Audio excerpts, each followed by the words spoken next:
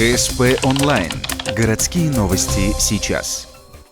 Пятница, 13:20, школа номер 19. Кафедра архитектуры Ухтинского университета пришла рассказать об одноименной профессии. Школьникам с 9 по 11 класс представляют дипломные проекты и картины за последние года. Это наглядная иллюстрация для того, чтобы рассказ получился красочнее. К тому же школьникам предлагают пойти в необычную школу на базе кафедры УГТУ, а именно школу юного архитектора. Будут учить посредством руки рисунок, живопись, макетирование, развивать мышление, учить видеть прекрасное.